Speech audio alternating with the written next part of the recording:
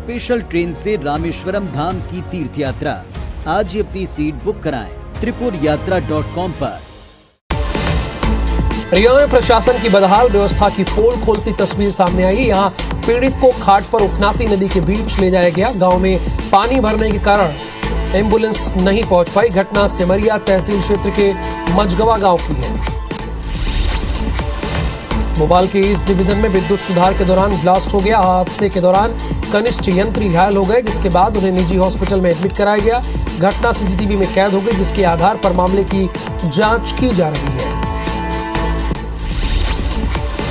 छिंदवाड़ा के गोटमार मेले में जमकर उत्पाद हुआ। यहाँ दो पक्षों के बीच जमकर पत्थरबाजी की गई, जिसमें 26 लोग घायल हुए, जिनमें एक की हालत गंभीर बनी हुई है।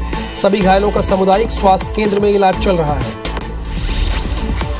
इंदौर में बेरोजगारी के मुद्दे पर युवा कांग्रेस ने अनूठा प्रदर्शन किया। बड़ी संख्या में कार्यकर्ताओं ने बेरोजगार युवाओं को डिग्री का विसर्जन कर जमकर नारेबाजी की। वहीं प्रदर्शन के बीच कुछ कार्यकर्ताओं को रास्ते में रोककर पुलिस ने गिरफ्तार किया। मध्य प्रदेश बीजेपी से निष्कासित प्रीतम सिंह लोधी का एक और विवादित बयान सामने आया है। IBC 24 से प्रीतम लोधी ने कहा है कि बागेश्वर धाम के शास्त्री मेरे घर के सामने कथा नहीं कर पाएंगे। अगर उन्होंने कथा कर दी तो मैं उनका चेला बन जाऊंगा। इसके साथ ही प्रीतम लोधी ने बीजेपी पर निशाना भी साधा।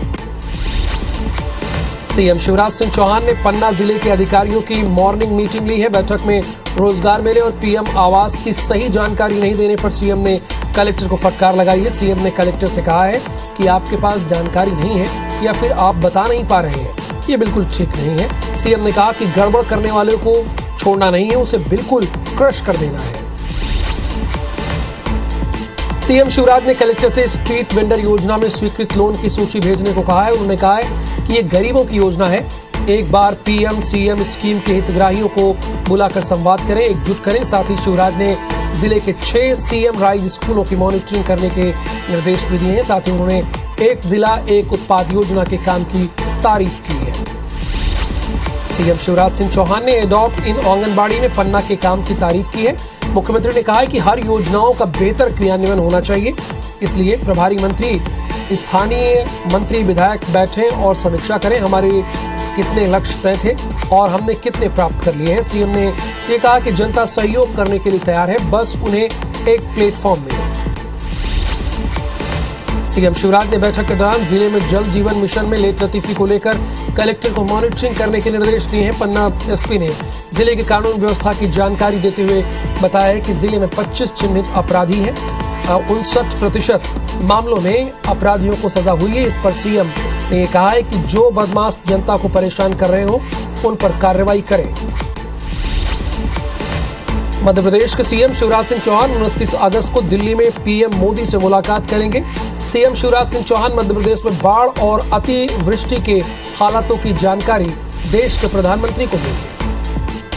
सीएम शिवराज सिंह चौहान ने निर्माणाधीन कारम बांध में हुई लापरवाही के मामले में 8 अधिकारियों को तत्काल प्रभाव से हटा दिया है।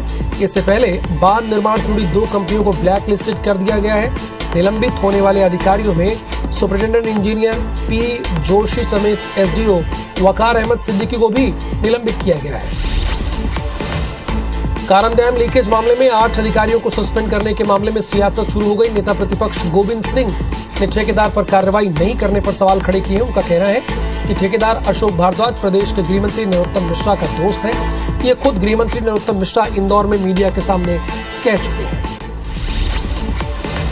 आज रोजगार दिवस के मौके पर नेता प्रतिपक्ष डॉक्टर गोविंद सिंह ने बीजेपी सरकार को आड़े हाथों लिया। डॉक्टर गोविंद सिंह ने कहा कि मध्य प्रदेश के सरकारी विभागों में 4 लाख से ज्यादा पद खाली पड़े हैं, लेकिन इनको रेगुलर कर्मचारियों से भरने के बजाय सरकार संविदा और दैनिक वेतनभोगी कर्मचारियों से भर रही है।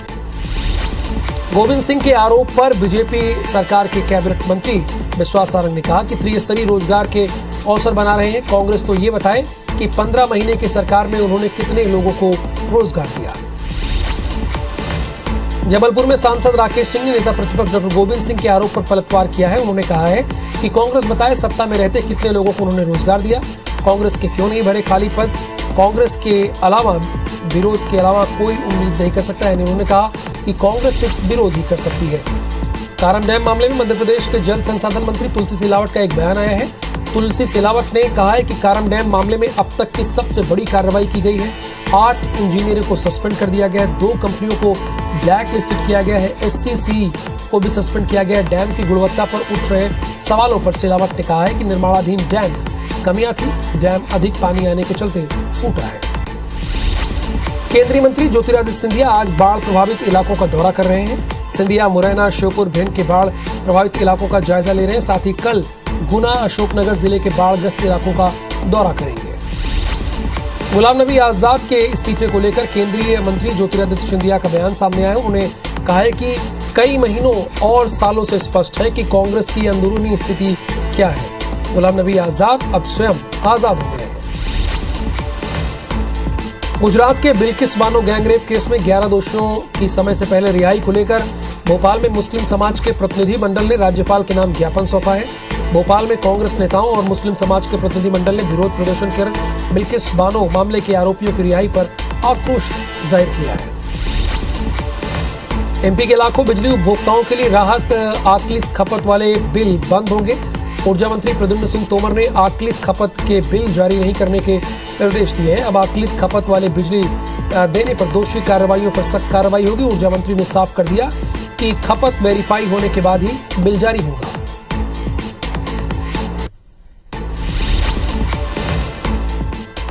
मैं स्पष्ट कर देना चाहता हूं कि बिजली के आंकलित खपत के आधार पर आंकलित खपत के बिल स्पष्ट रूप से बंद करने के निर्देश मेरे द्वारा दिए गए हैं और आंकलित खपत के आधार पर अगर लंबे बिल दिए जाएंगे तो निश्चित रूप से अधिकारियों के खिलाफ कार्रवाई होगी। हटा में केंद्रीय मंत्री प्रहलाद पटेल का ग्रामीणों ने काफिला रोक लिया और अपनी समस्याएं बताई। दामोदर गांव के सैकड़ों लोगों ने प्रभावित फसलें दिखाने के साथ ही प्राथमिक स्कूल में पदस्थ शिक्षक लखनलाल कुर्मी को हटाने की मांग की है। ग्रामीणों का आरोप है कि टीचर स्कूल में पढ़ाने नहीं आता है और मनमानी करता है, जिसके बाद प्रहलाद पटेल ने टीचर पर कार्रवाई के बाद SDM को निर्देश दिया है। मानसूनी भरी बारिश ने मुरैना जिले में तबाही मचा रखी है। करीब 200 गांव बाढ़ की चपेट में आ गए। मुसीबत में शासन प्रशासन की उचित मदद न मिल पाने से लोग नाराज हैं। सड़क पर रहने को मजबूर हुए। 10 परिवार की महिलाओं ने प्रशासन पर कोई व्यवस्था न करने का आरोप लगाया है। मध्य प्रदेश में हुई भारी बारिश के बाद पिछले 3 दिनों से बारिश से थोड़ी राहत मिली है। कोई भी एक्टिव वेदर सिस्टम न होने के कारण कुछ जिलों में थोड़ी बहुत हल्की बूंदाबांदी दर्ज की गई है। मौसम विभाग ने बंगाल की खाड़ी में नमी के कारण रीवा, सागर, जबलपुर, शहडोल संभाग के जिलों में मध्यम बारिश की संभावना जताई है। सेंट टेरेसा कंपाउंड जमीन घोटाले में मुख्य आरोपी सुधीर जैन की संपत्ति कुर्क करने के लिए प्रशासन के अमले ने कार्रवाई शुरू कर दी है। सुधीर जैन को संपत्ति सीज करने के लिए रिकॉर्ड देखा गया, जिस पर संपत्ति पर सुधीर जैन और उनकी पत्नी आयुषी का मालिकाना हक है। उन्हें प्रशासन की टीम कुर्क कर सील करने की कार्रवाई करेगी। मध्य प्रदेश में 24 घंटे के अंदर कोरोना के 77 नए मरीज मिले हैं। वहीं 92 मरीज डिस्चार्ज भी हुए, जिसके बाद एक्टिव मरीजों की संख्या 469 हो गई है। मध्य प्रदेश में संक्रमण दर 1.15% है। रिकवरी रेट 58.93% है। वहीं प्रदेश में वैक्सीनेशन का आंकड़ा 12 करोड़ 83 लाख और 55,400 के पार पहुंच गया है। भोपाल में इन दिनों वायरल फीवर और सर्दी जुकाम के मरीजों में 15% की बढ़ोतरी देखने को मिली है।